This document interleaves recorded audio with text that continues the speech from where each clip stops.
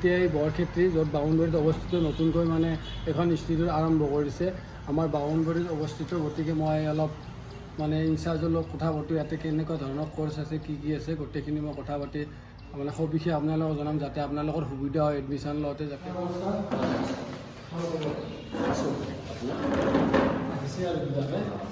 মানে ইয়াতে প্ৰথমবাৰৰ কাৰণে আৰম্ভ হৈছে। হয়, এইটো আমাৰ বৰক্ষেত্ৰী NRDSৰ আণ্ডাৰত চলি আছে।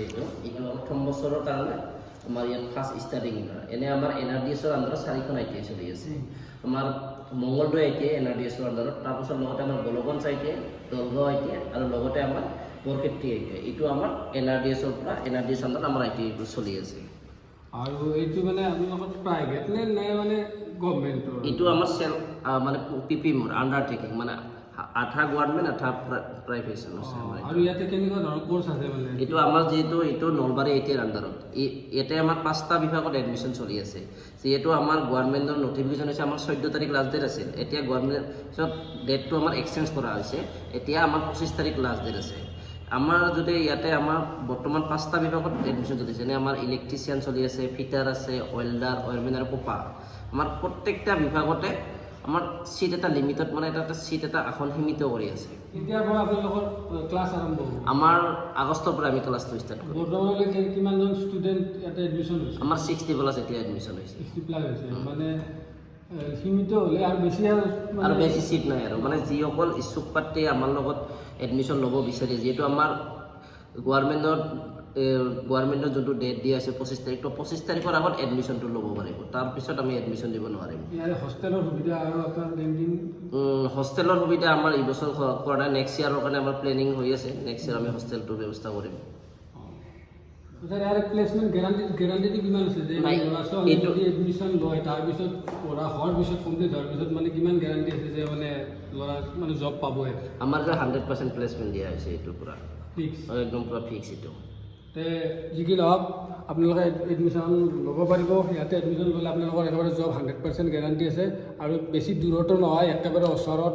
যিহেতুকে মানে নলবাৰীত যাব লাগিব, আমাৰ বৰক্ষেত্ৰী অঞ্চলৰ ল'ৰাখিনি একেবাৰে নলবাৰীত যাব লাগে, মংগলদৈত যাব লাগে, গুৱাহাটীত যাব লাগে। এতিয়া ইমান দূৰত যাব লগা নাই। আমাৰ ওচৰত যিখিনি ল'ৰা আছে তাৰ সুবিধাৰ কাৰণে নতুনকৈ মানে আৰম্ভণি কৰিছে। গতিকে আপোনালোকে আহক আৰু এডমিশ্যন লওক। একেবাৰে সীমিত চিট আছে, বেছি আৰু চিট নাই। আৰু প্ৰায় কিমান তাৰিখ আছে ছাৰ? 25 তাৰিখ। 25 তাৰিখে লাষ্ট ডেট। এইটো আমাৰ ক্লাছ কিমান তাৰিখৰ পৰা আৰম্ভ হ'ব? আগষ্টৰ পৰা আৰম্ভ। গতিকে আপোনালোকে মই অলপ মানে ছাৰক দেখুৱাবলৈ দিম কি আছে বিভাগত, মানে কেনেকুৱা ধৰণৰ আমাৰ মানে বস্তুবিলাক আছে।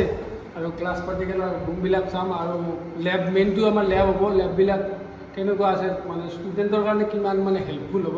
তো মই ছাৰৰ লগত যাই কিছু আপোনাৰ লগত দেখুৱাই দি আছোঁ লগতে।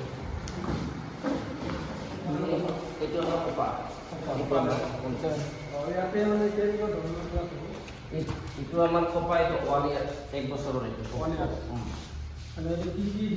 এইটো কম্পিউটাৰ অপাৰেটিং চিষ্টেম কৰে। কম্পিউটাৰ মানে হাৰ্ডৱেৰ ছফ্টৱেৰটো নাই, বেলেগ পিছত যিখিনি আপোনাৰ MS ৱৰ্ডৰ পৰা আদি কৰি যিমান কম্পিউটাৰত থাকে কপা বস্তু আহিব।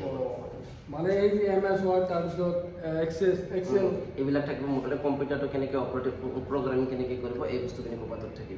তো আমাৰ কপা কোৰ্চ আছে 1 বছৰৰ কাৰণে। ইয়াতে গোটেইখিনি মানে MS ৱৰ্ডৰ পৰা আদি কৰি যিটো এক্সেল আছে, এক্সেলটোতো শিকাব লাগিব। তো এইটো হ'ল কপা আৰু বাকী ছাৰ দেখুৱাই দিলে ভাল হ'ব।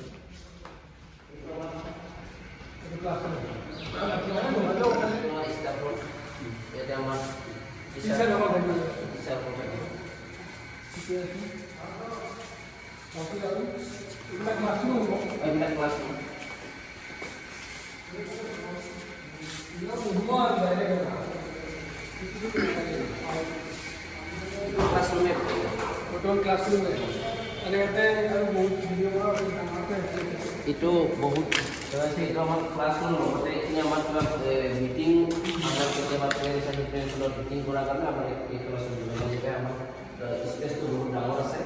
আমাৰ মিটিং আকাৰৰ কৰাৰ কাৰণে আমি ব্যৱস্থা কৰা আছে।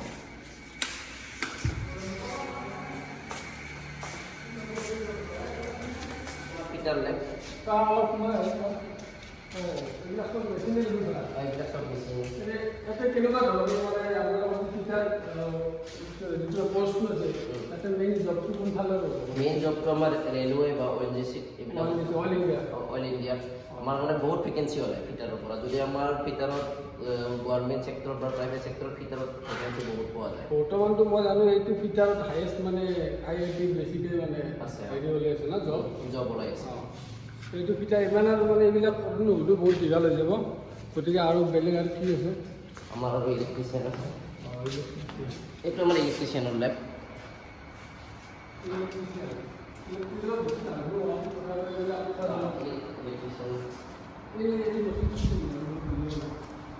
এইবিলাক মেচিন এইবিলাক ইলেক্ট্ৰিচিয়ানৰ প্ৰজেক্ট কৰাৰ কাৰণে বহুত আমাৰ ইলেক্ট্ৰিচিয়ানৰ অল ইকুইপমেণ্ট আমাৰ ইয়াতে তো গাইজ আপোনালোকৰ মানে ইলেক্ট্ৰিকেলৰ গোটেইবিলাক ইকুইপমেণ্ট আপোনালোকৰ ইয়াতে আছে আৰু ইয়াতে যদি আপোনালোকে এডমিশ্যন লয় বহুত শিকিব পাৰিব আৰু আমাৰ ছাৰো আছে বাকী আমাৰ তেনেকুৱা ধৰণে আৰু বহুত আৰু টিচাৰ আছে আছে হয়নে নহয় কিমানজন বা আছে এতিয়া মই বস্তু গম নাপাওঁ আৰু আহিম পাছত মানে যেতিয়া ক্লাছ আৰম্ভ হ'ব তেতিয়া আহিলে আপোনালোকক দেখুৱাম কিন্তু আপোনালোকে যদি ছাত্ৰ ছাত্ৰীয়ে যদি মানে ইচ্ছা কৰি আছে এডমিশ্যন ল'বৰ কাৰণে তেতিয়াহ'লে আপোনালোকে অতি সোনকালে আহক 25 তাৰিখে লাষ্ট ডেট আছে সোনকালে আহি আপোনালোকে এডমিশ্যনটো লৈ লওক তাৰপিছত আপোনালোকৰ 25 তাৰিখৰ পৰা ক্লাছ হ'ব তেতিয়া বাকীখিনি এইখিনিয়ে মেইন বস্তুখিনি টিচাৰত বাকী আপোনাৰ টিচাৰতো দেখিলে